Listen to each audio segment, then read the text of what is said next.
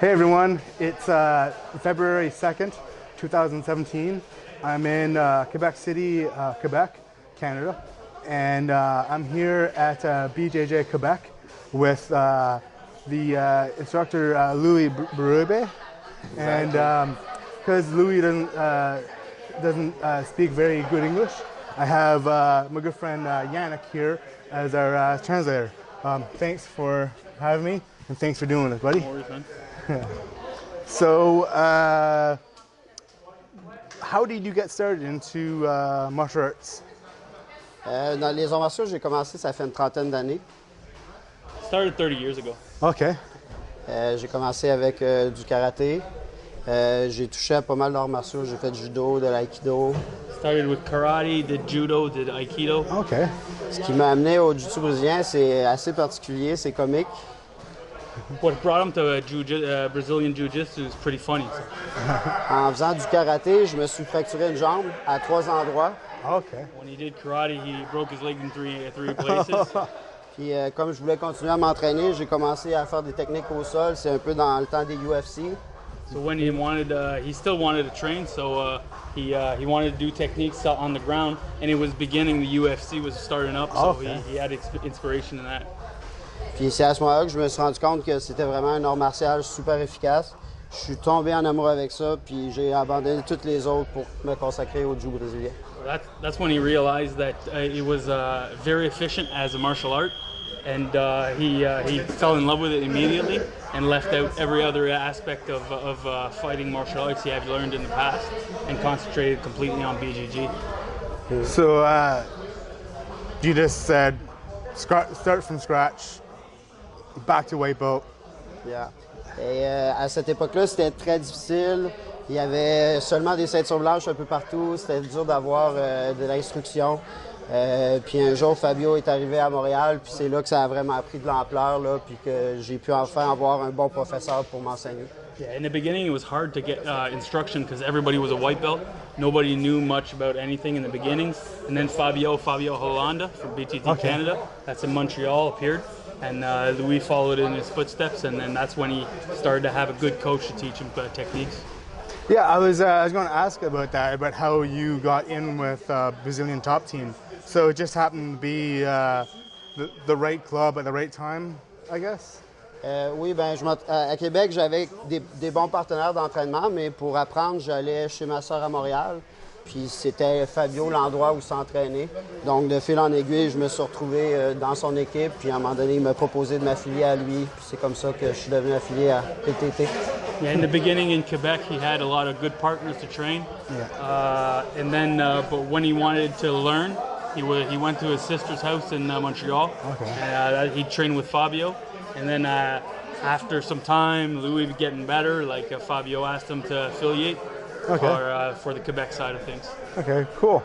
Yeah, I was interested because it's not a big city here, and there's not a lot of clubs. So I was interested on how you ended up being affiliated with Brazilian Top Team, because as I've been traveling, I've been running into people that their affiliations sometimes started from just starting with tapes, right? And or online videos and looking for that instructor, right? So. C'est ça, au début, j'étais très motivé, fait que j'étais prêt à faire 2h30 de route pour aller m'entraîner avec Fabio. Étant donné qu'ici, c'était difficile d'apprendre, j'étais rendu là à vraiment faire beaucoup de route même pour aller apprendre. Là. Yeah, like he said, he was very motivated in the beginning. Well, he still is now, and he was motivated to do two hours and a half of car just to go learn and advance into the sport. And he was up to that point in motivation that he needed more. He was good at training here, but he needed more to get further into his training. So you were driving 2.5 hours each way? Or non, ben souvent j'y allais, je restais quelques jours chez ma soeur. Oh, okay. Yeah, sometimes he'd go, stay to his sister's, come back at 2 days later. Or something. Okay. Bonjour Claudia en passant. So So when was it you started? When was it when you started jiu-jitsu? Because you said you started like 30 years ago, martial arts, right? Au début des années 2000 que j'ai commencé vraiment le jiu-jitsu. Started in 2000. Okay. About 2000. Okay. So being a Brazilian top team, from my understanding, very big on competing. So what's your history with competitions? OK, ouais. Ça, c'est une bonne question. J'ai beaucoup d'élèves qui compétitionnent. Moi-même, je suis pas un grand fan, pour moi, de la compétition. Okay. Parce que moi, c'est plus qu'un sport, là. C'est ma vie. Donc moi, ça se généralise. Là. Je veux dire, c'est un mode de vie. Fait que, je pense que la compétition, c'est très utile, puis il faut que les gens en fassent. Mais pour moi, personnellement, c'est pas un aspect qui m'intéresse beaucoup, mais j'encourage beaucoup mes étudiants à compétitionner. He says that's a good question, and he finds it pretty funny because it's been asked to him before. He says that there's a lot of his students that do competitions, and they do fairly well into them. He will always encourage his students to do it, but for himself personally, he does not find it important for himself. Okay. It's his own opinion, and Jiu-Jitsu for him is more than a sport. It's his life now, so he concentrates more on Jiu-Jitsu than the competition side of things. But like he said, he'll always encourage his students to go forth in that. Parce que pour moi, la compétition, c'est un aspect, mais on change la vie de beaucoup de gens, que ce soit par la perte de poids. Il y a des gens qui sont venus ici timides, ils repartent, ils ont pris confiance en eux. Il y a même un gars qui est reparti, il s'est fait une blonde parce qu'il manquait de confiance. Fait que c'est beaucoup le jiu-jitsu. Yeah, for him, jiu-jitsu is more than simple competition. It transcends the people he meets. He changes people by losing weight, by building confidence in these people. He's got a story where somebody came in here, and when he walked out after a couple of months, found a girlfriend because he got confident with his own self. So it's for him, it's more than the sport. That's one thing I love about jiu-jitsu, and it's one of the reasons why I'm doing these videos, because everyone has their own story and why they got into jiu-jitsu. There's people that want to compete. There's people that just want to get fit. There's those that want to get change their lives, and there's a lot of people I find they get that confidence. So that's really cool. You're saying it's almost like it's a way of life. Yeah. So with that, then when you're teaching, how do you what do you like for someone their first class coming in? What do you try to show them that first class to get them hooked, I guess, on to show them that can really change their life? J'essaie de faire comprendre l'efficacité qu'il y a derrière de ça. Comme souvent avec les sorties, on peut avoir quelqu'un de plus lourd, de plus fort, puis quand même être capable de sortir. Fait que moi, je pense que c'est vraiment par l'efficacité des techniques qu'on peut aller chercher quelqu'un pour l'intéresser à ça. Là. Yeah, the main thing he tries to show on the first time is the efficiency of the techniques. Seeing a bigger guy not being able to control a smaller person on his back, for him, it's the thing he tries to show the first thing, because it will get these people hooked, obviously. Puis ma corpulence pour ça m'aide beaucoup. Étant donné que je suis petit, je suis pas très grand. Quand je me bats avec quelqu'un qui est costaud puis que je le maîtrise sans effort, je pense que ça démontre beaucoup l'art. Si j'étais quelqu'un d'imposant, ça me nuirait un peu pour ça. Là.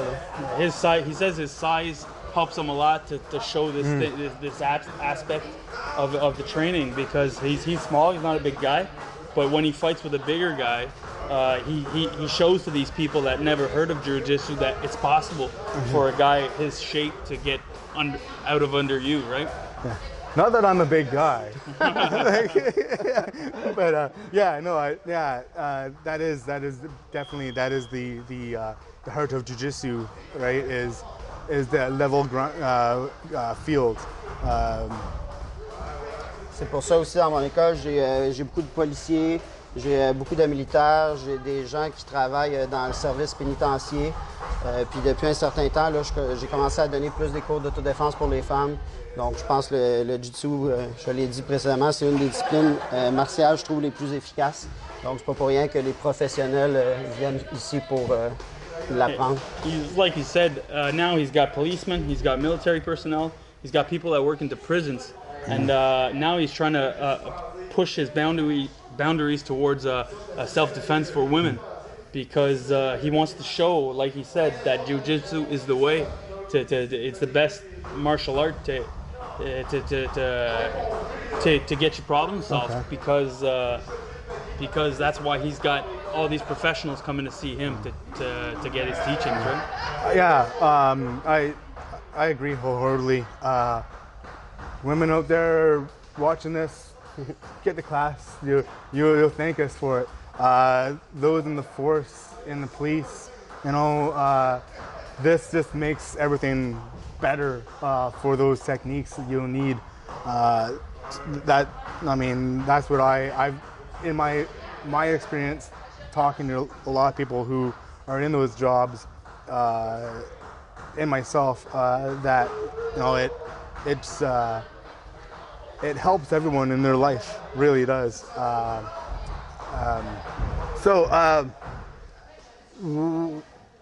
There is the blue belt blues they talk about, and there's a lot of you go online and you see forums of like white belts talking about being really down because you know things aren't working for them. How do you address that? If someone's coming to you and saying, you know, they're having problems, you know, how do you keep them from quitting, I guess? Motivated. Yeah, motivated, yeah. Effectivement, la majorité des gens qui passent les premiers mois abandonnent au niveau de la ceinture bleue. Beaucoup de gens voient ça comme un problème. Pour moi, en même temps, je trouve ça correct dans le sens que ces gens-là ont atteint un objectif. Souvent, quand ils commencent un art martial, ils n'ont pas forcément l'idée de devenir ceinture noire, de maîtriser. Donc, quand ils arrivent à une ceinture bleue, ils ont appris ce qui était essentiel pour l'autodéfense. Fait que c'est déjà quelque chose d'important. C'est sûr que j'encourage mes étudiants à continuer. Mais à la base, déjà d'obtenir une ceinture bleue, pour beaucoup de gens, je pense en fait pour la majorité des gens, c'est déjà très bien. Puis ils ont une base solide d'autodéfense. He doesn't see this as a problem because his students have acquired a level. And it's not everybody that comes into Jiu-Jitsu and wants to be a black belt. Everybody, he agrees with most people that a blue belt is already a great achievement for some. And he doesn't find it as a problem. Obviously, he tries to keep his students and for them to continue because of all the good aspects of Jiu-Jitsu. Yeah. But in his idea, it's not a big problem. These people have attained a level that they want, they're comfortable with. It's all right with them. Okay. Puis c'est des gens qui, dans une situation d'autodéfense réelle, sont aptes à se débrouiller. In a defensive situation, will I have to use Jiu-Jitsu to get out? Yeah. Well, with a blue belt, they'll be efficient enough to get out of trouble. Mm-hmm. So I'm going to backtrack a little bit. You were talking about before you did some karate and some judo. You want to tell us a bit more about that? How long were you doing judo for? Judo, j'en ai pas fait beaucoup. Je voulais juste avoir une base. Mais on a des ceintures noires en judo ici dans le club, fait que je continue à travailler avec eux. C'est surtout du karaté, j'ai fait longtemps, j'ai mon deuxième dan en karaté. J'ai fait du kickboxing un petit peu aussi, quelques combats. He did judo. He didn't do much, but we have here at the club a couple of black belts in judo.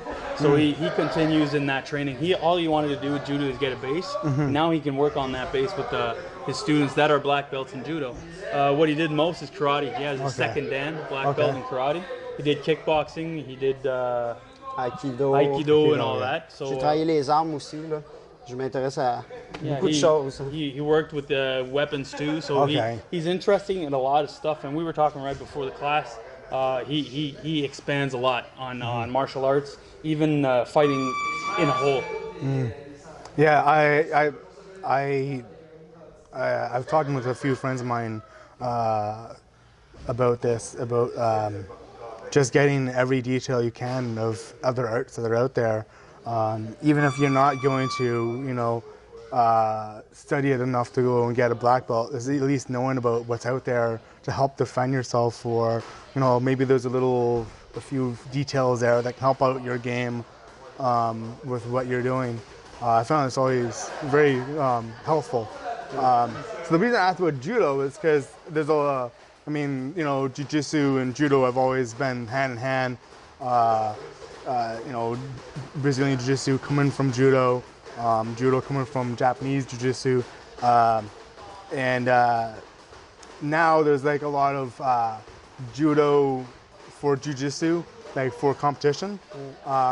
So I was wondering if, obviously with you saying you have judo black belts, it must really help out with the standing aspects.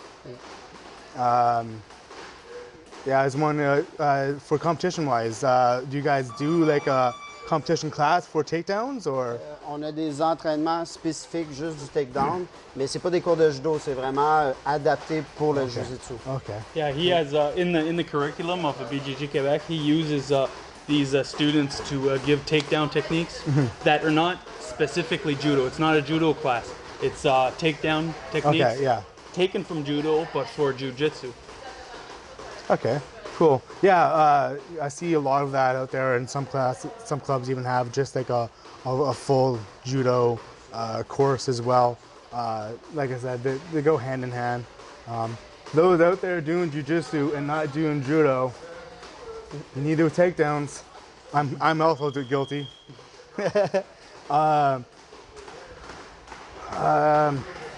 So how did you end up? Have you always been here in Quebec City? Okay. En fait, je viens du bas du fleuve. C'est là que j'ai fait plus du karaté, des arts de frappe.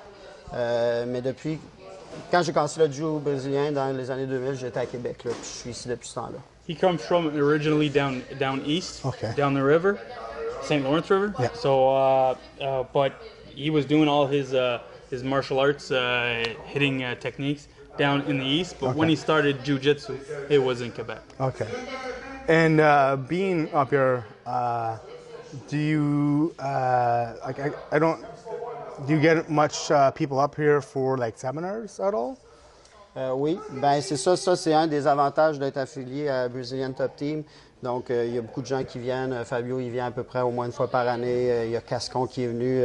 Il fait on fait venir des gens ici là, pour nos élèves. Yes, obviously. It's one of the good things about being affiliated to the Brazilian Top Team. Fabio comes about once a year. He's got Cascon that came.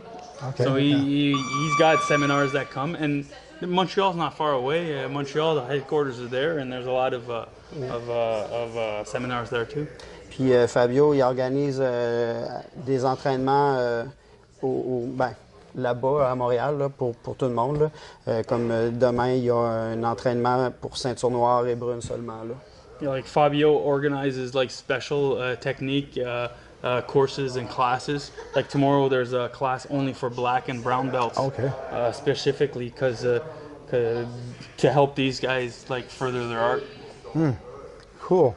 So then you go down to Montreal quite often for these classes, then? Yeah. Exactly. Yeah, okay. And I'm assuming then for competitions, they're all down in Montreal. Ouais, il y a des entraînements juste pour la compétition aussi là. Yeah, there's training only for competitions too in Montreal. Louis tries to do them here too for his students, but Fabio is Fabio. Yeah. Cool. All right. Well, thank you so much for having me here. It's been a blast training with you guys. Thanks for translating for us. Merci beaucoup. Yeah, Thanks. And to all you out there, that's it for now. Until next time, see you on the mats. Oos. Oos.